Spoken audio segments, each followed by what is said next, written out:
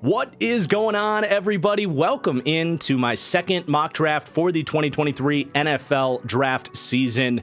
Just one note, I am planning on making Mondays moving forward, mock draft Mondays, whether that's a new mock draft, having a guest on for a back and forth mock draft, or reacting to someone else's mock draft. I want to have consistent mock draft content every Monday, so make sure you're subscribed up for that.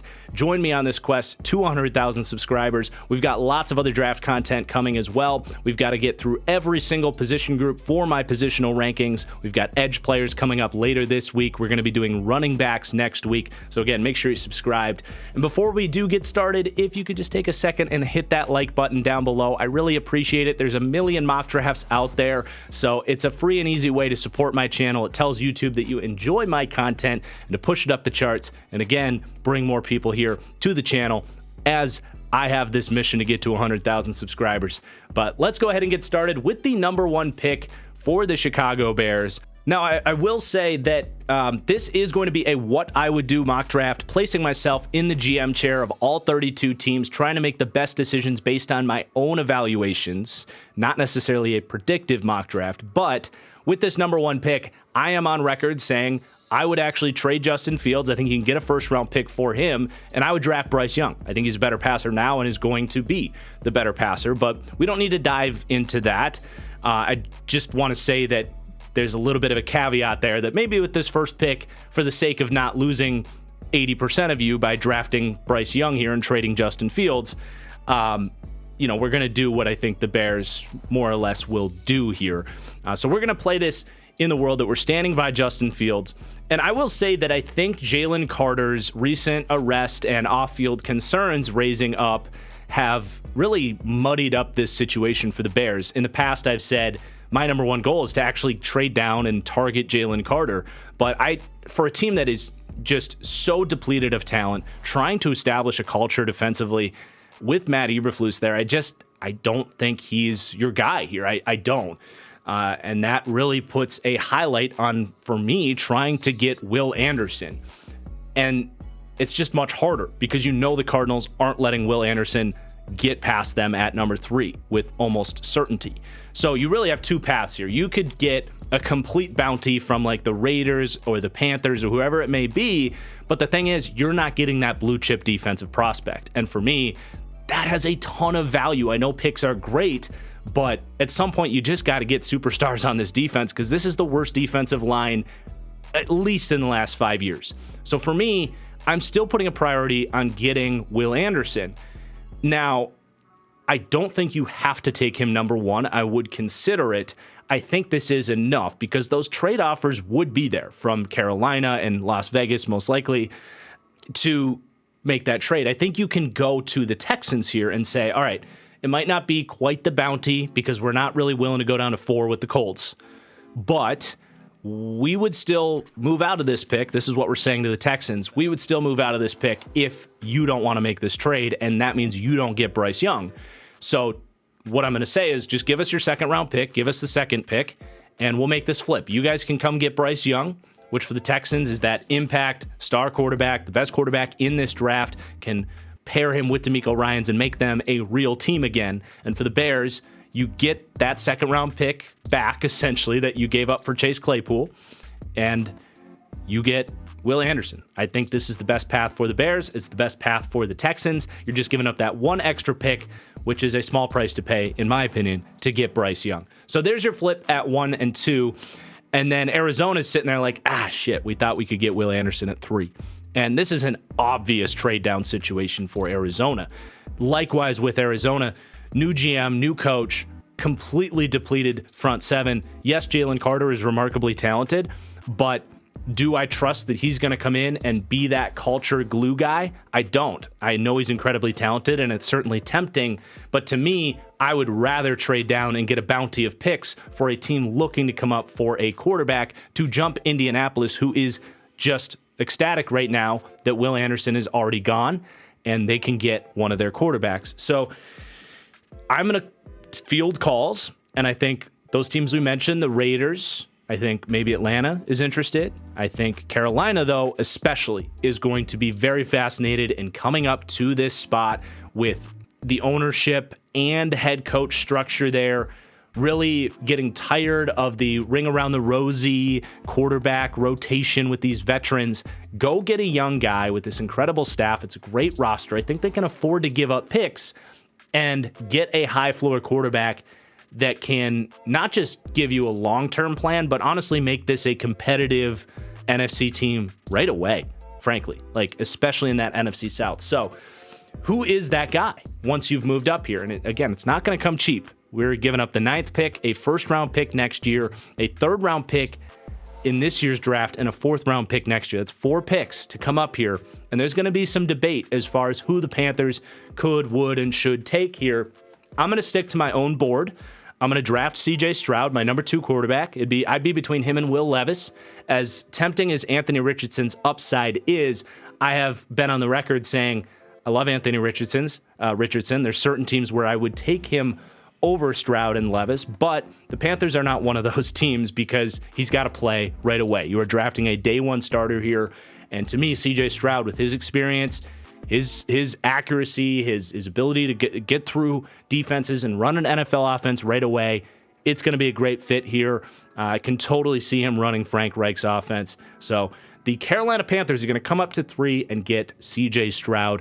And then the Indianapolis Colts, very straightforward. We are going to take Will Levis. Similarly, with what I said about Anthony Richardson, it's not that I don't think it's possible that he could come in right away and be a decent starter, but I'd much rather have him be someone that is able to sit and grow and be groomed before you put him in there and potentially risk, developing bad tendencies and losing confidence and the team losing confidence in him as well. We've seen that time and time again with quarterbacks who aren't ready. So for me with Indianapolis, it's Will Levis. And do check out my quarterback rankings video that I put out last week.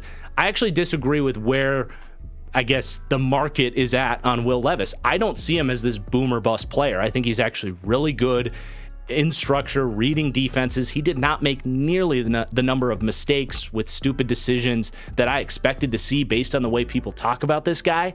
Now, he pressed when his team was down and he was under a ton of pressure and he was trying to make plays. And it's, when he is losing and coming from behind, you can expect maybe he will do that same stuff. But overall, he's a pro-ready quarterback. He can step in. He's got remarkable talent.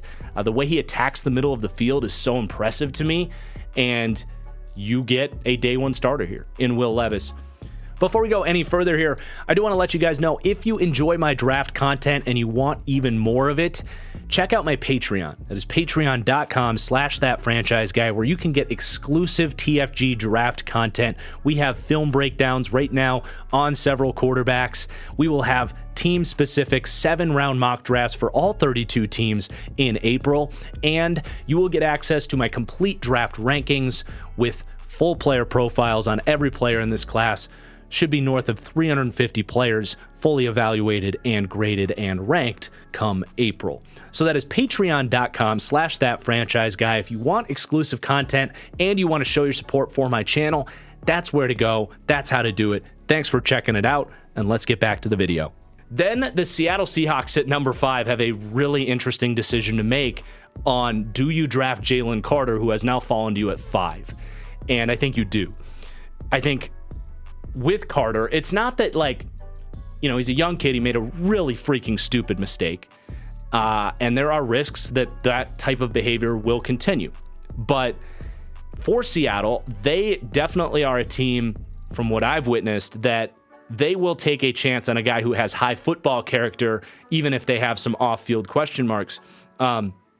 Because they have that culture with Pete Carroll. They have that buy-in as a locker room. I don't think the Bears and the Cardinals have that type of environment for a Jalen Carter, for example. So the Seahawks, who not just have that culture, but they have a desperate need for a pass rusher. And to get Jalen Carter, who might walk out the best player in this draft, it's kind of hard to argue with that. But there are obvious character red flags at this point with Jalen Carter, as Todd McShay stood tall and claimed early on in the draft process, and now is obviously risen to the surface. Then we got the Detroit Lions at number 6, and I'm going to keep doing this, Lions fans. Just get used to it. Anthony Richardson to the Lions. An absolute perfect situation for him. If you're Richardson's agent, I'm telling him Detroit is the best possible spot you could go. And for Detroit, I just don't get why some Lions fans don't like this. Now, there is a contingent of Lions fans that are very excited about him, and I think after that combine performance, that group is only going to grow into a larger portion of Lions fans that are ready for this pick. But look, Brad Holmes understands what Jared Goff is. And yes, he finished very strong last year with an incredible offensive line and great play calling. But he's still Jared Goff. What's more risky, Lions fans? Taking a shot on a free pick that you got for the Matthew Stafford trade. Taking a shot with that pick that Anthony Richardson hits? Or is it more risky that you can win a Super Bowl with fucking Jared Goff as your quarterback?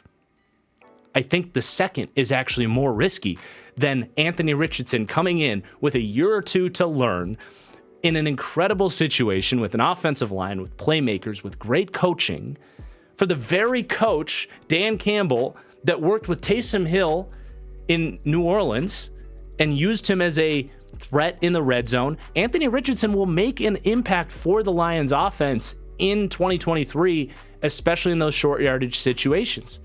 Being that problem in the QB run game, I'm telling you, this would be the best pick in the draft. I think the Lions are looking at the way this is going to play out and how perfect that it is the pick, the last pick that they got from that Stafford trade.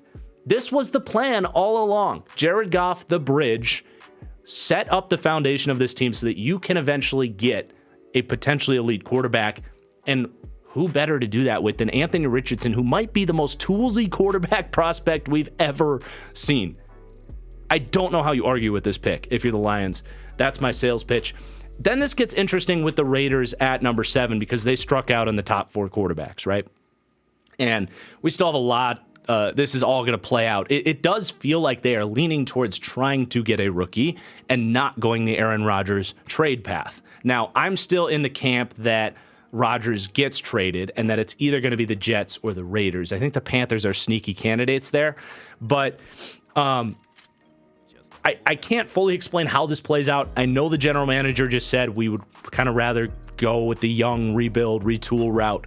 But if you strike out with these quarterbacks, why not take a chance with Aaron Rodgers, reunite him with Davante Adams, and go for this thing? You have free agency to patch up that defense. You have other draft picks to do that.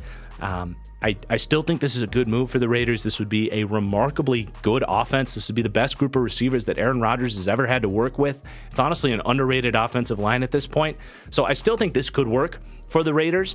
And when you look back on this with Green Bay coming up to take Tyree Wilson, it's not that painful to say, all right, we'll trade Tyree Wilson for Aaron Rodgers, right? Like I don't think that's overpaying, even if he is 39 years old and he flirts with these retirement rumors.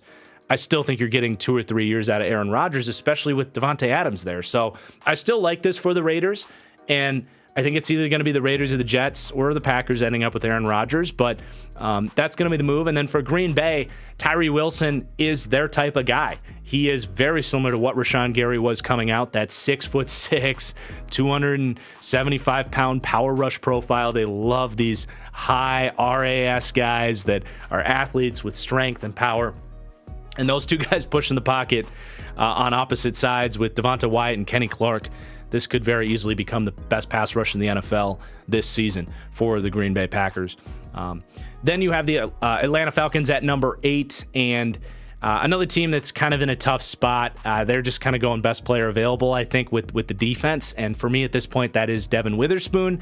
Now, I haven't fully completed my evaluation on him. We didn't get to see him run yet. We're going to have to wait till his Illinois Pro Day. But you look at the press man scheme there. There are similarities between him and Marshawn Lattimore, with the Falcons hiring the coordinator from the position coach from the Saints. So they're going to be running a lot of that physical man coverage with Terrell and Witherspoon. Good luck beating those guys off the line of scrimmage. Then the Arizona Cardinals at number 9. It is time to become more physical here. And I still believe in Kyler Murray. I think he's quickly become maybe the most hated on, unnecessarily hated on quarterback in this league. Let's give him a better offensive line, a better run game, better protection, and that's going to start with Peter Skoronski. I've said that there is value with Kyler Murray. If you can get shorter offensive linemen that are really good, I think that is a benefit. So whether he steps in as a guard or a tackle, he's 6'4", and I think that's a good benchmark to build that offensive line around. It just makes a ton of sense here. And we're going to start improving the trenches. Then the Philadelphia Eagles at number 10, kind of a lock pick here. Christian Gonzalez, great value, huge need with those corners getting up there in age, and James Bradbury hitting free agency. So whether he starts now or sits and develops for a year, it's hard to argue with this pick, honestly. It's going to be a common one for a reason. Same with the number 11 pick. This is the same one we had in our mock draft 1.0. We're going to do it again here in 2.0. Paris Johnson Jr. Perfect scheme fit for what the Titans like to do. They need tackle in the worst way. They did end up cutting Taylor Lewan as expected. You just plug in Paris Johnson, who's a freaky wide zone blocker. So the run game honestly probably takes an upgrade there. And he's a really good pass protector as well. I'm very impressed by Paris Johnson. Honestly, he's probably going to come in ahead of Peter Skoronski for me, but the height thing is just a slight tiebreaker. I honestly, in a weird way for Arizona, I want to draft shorter offensive linemen for Kyler Murray. They're both very talented players, and they both, I think, end up in the right fit.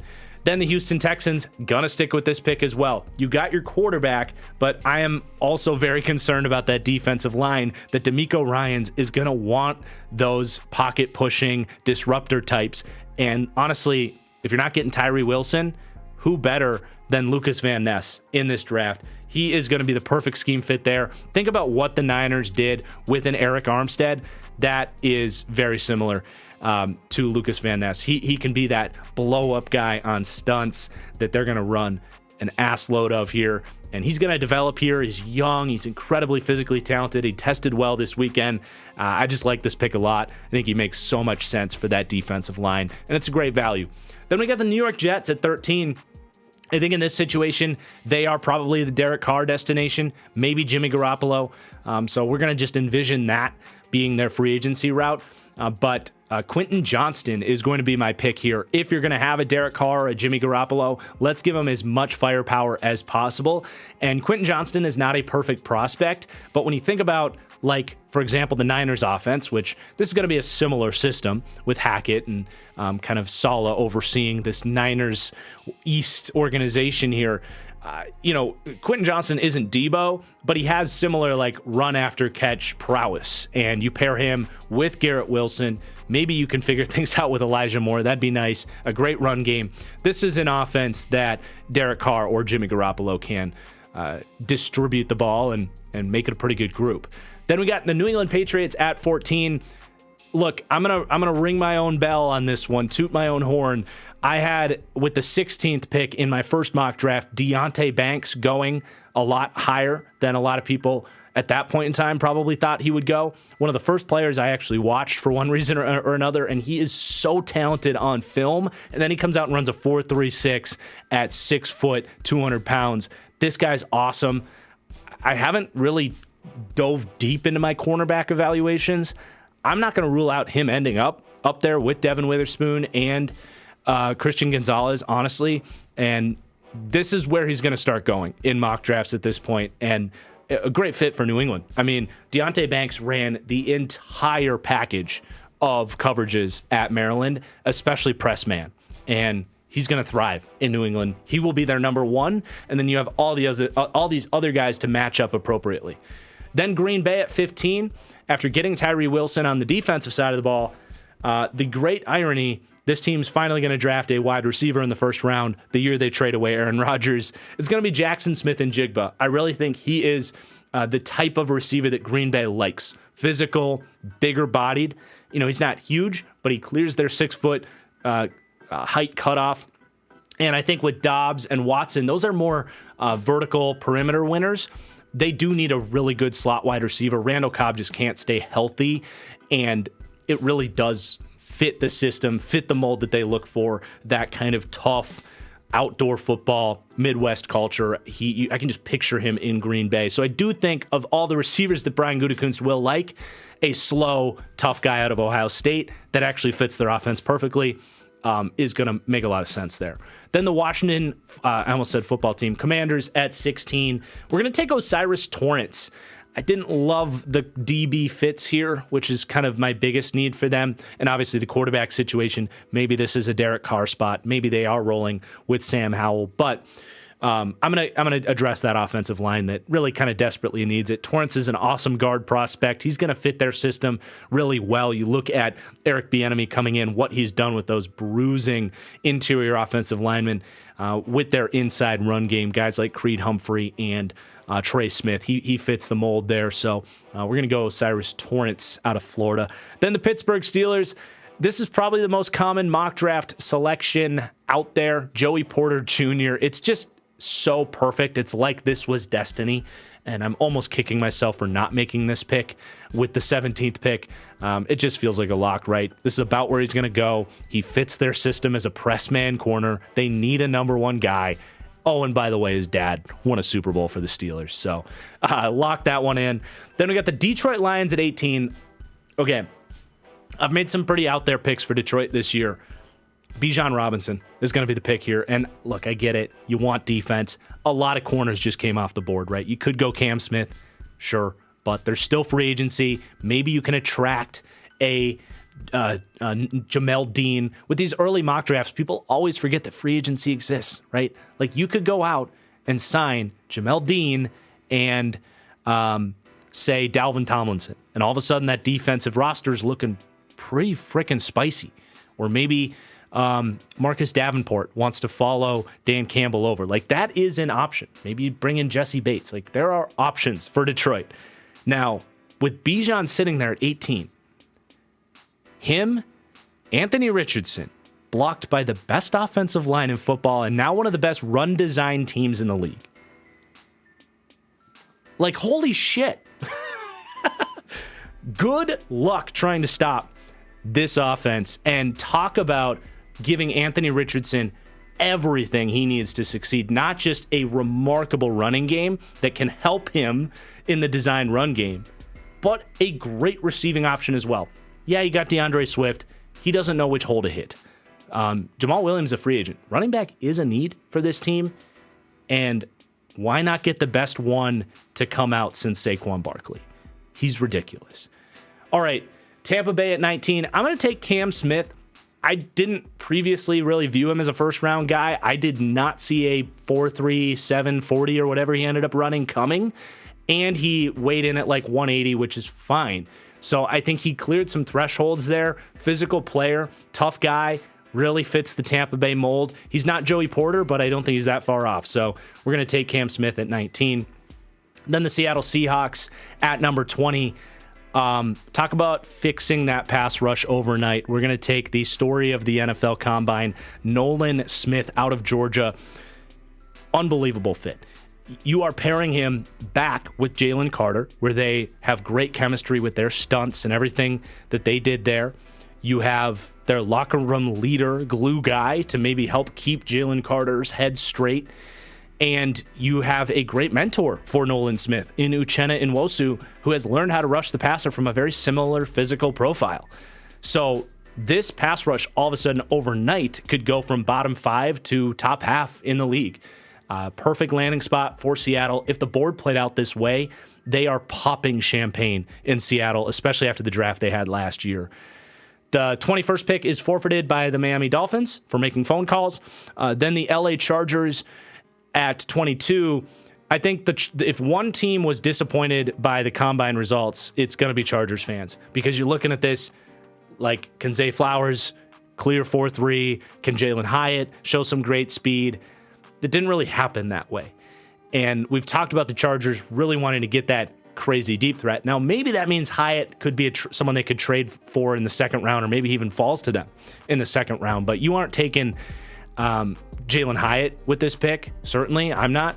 And Zay Flowers, while still a great prospect, I don't think he showed, I wanted to see him come out and run 4.34, 4.35, be that true Brandon Cooks deep threat. I don't know if he's a lock to be that at the next level. I still think he'd be a good pick for them. But I honestly think with Brian Branch sitting there, with what this team values at safety, it is that Staley Fangio system, high IQ guys with cornerback experience. I still love Brian Branch for one of these quarters heavy systems. I think it's a perfect fit.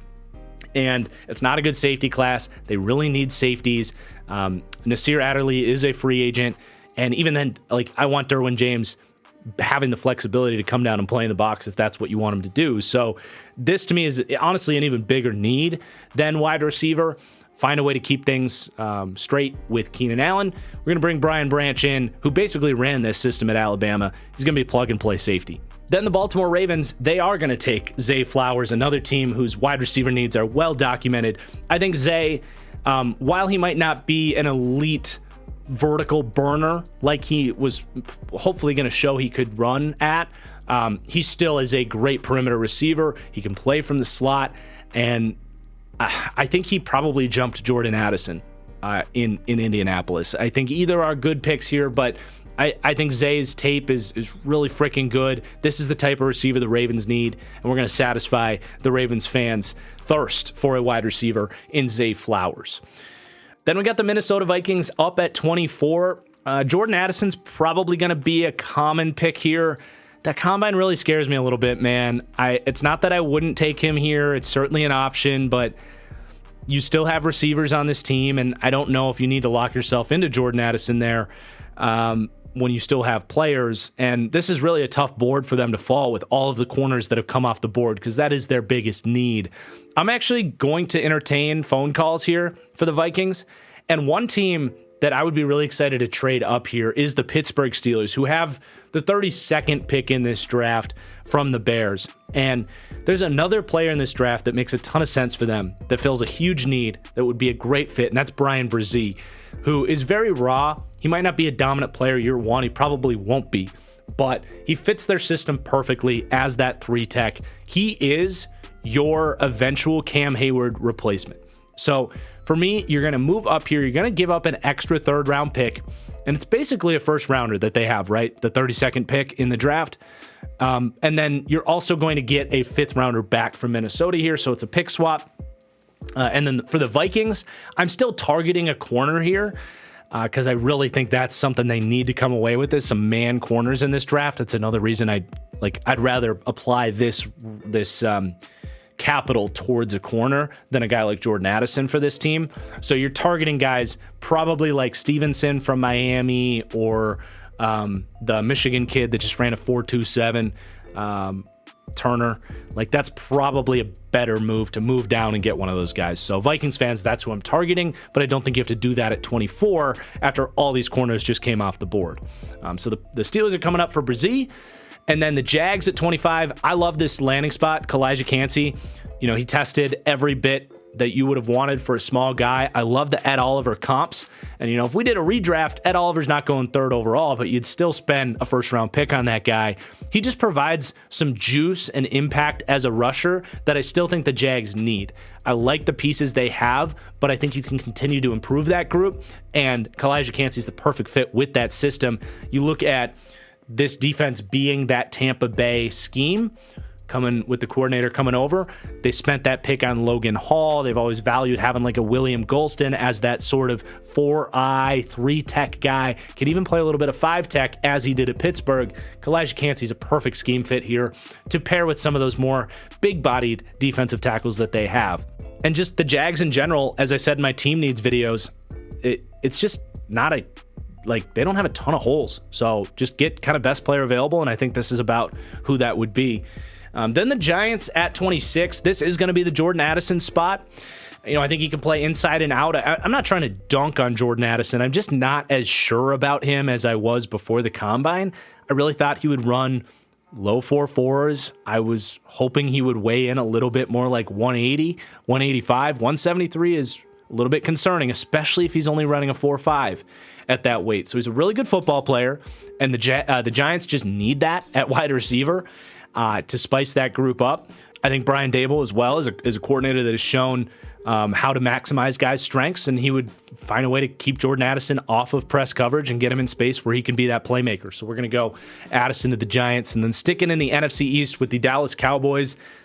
honestly, it's pretty tough. For me, I'm looking best player available, and that's about Josh Downs right now. And I do think they need a little bit more juice at wide receiver. He's a good fit with Dak Prescott, who likes to get the ball out, wants to let his playmakers make plays. That is the Mike McCarthy offense, has always put a priority in bubble screens and letting the quick passing game be a feature of the run game.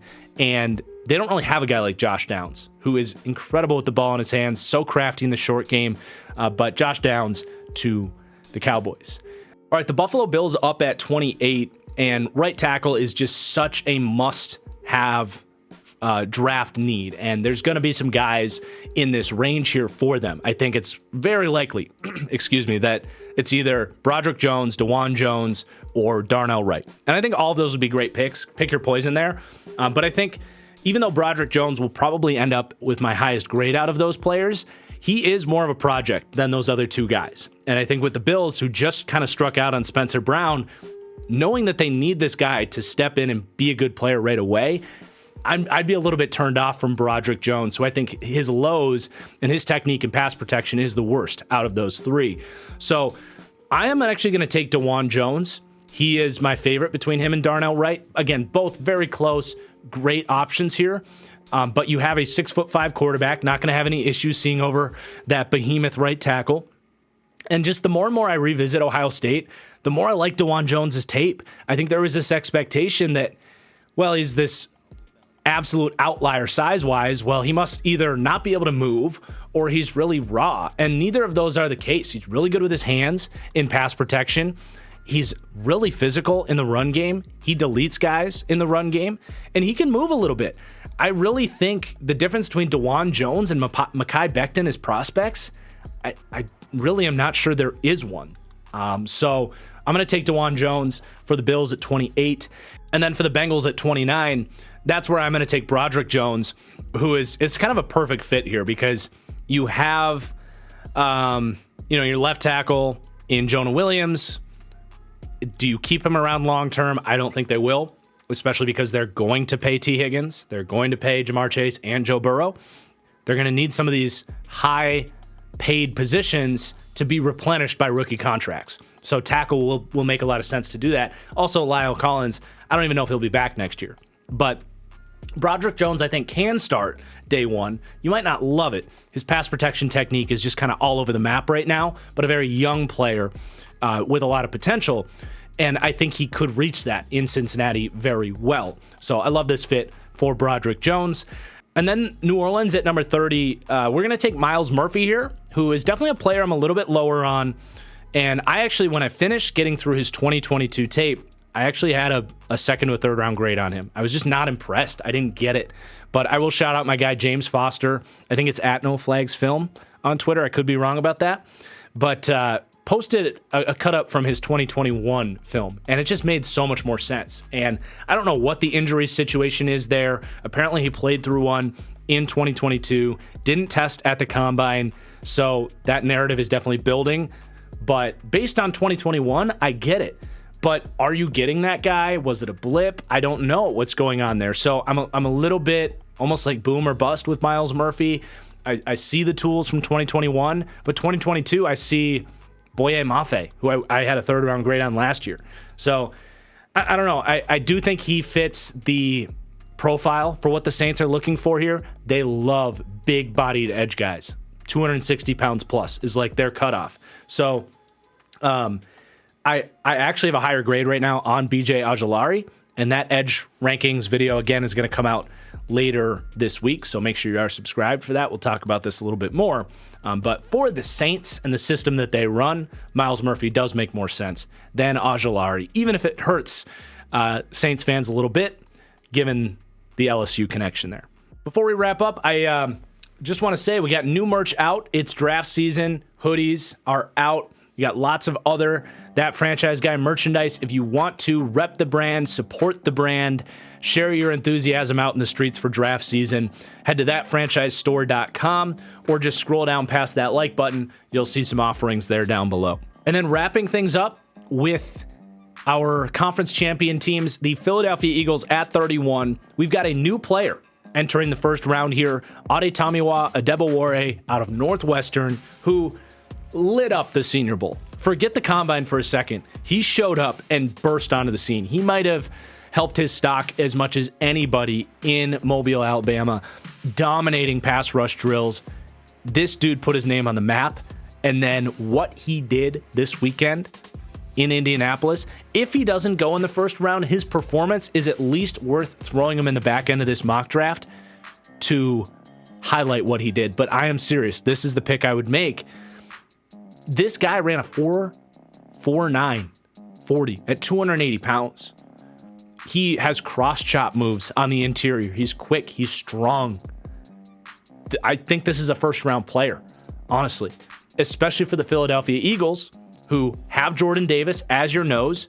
Now you have a guy that can fill in as a 3-tech pass rusher. He can play 5-tech on early downs, which is going to be a perfect complement to Hassan Reddick, who isn't a great early down man-up run defender. It's the perfect selection for that rotation. I know you have Milton Williams, a little bit redundant there for sure, but are we sure Milton Williams is a long-term answer there at this point?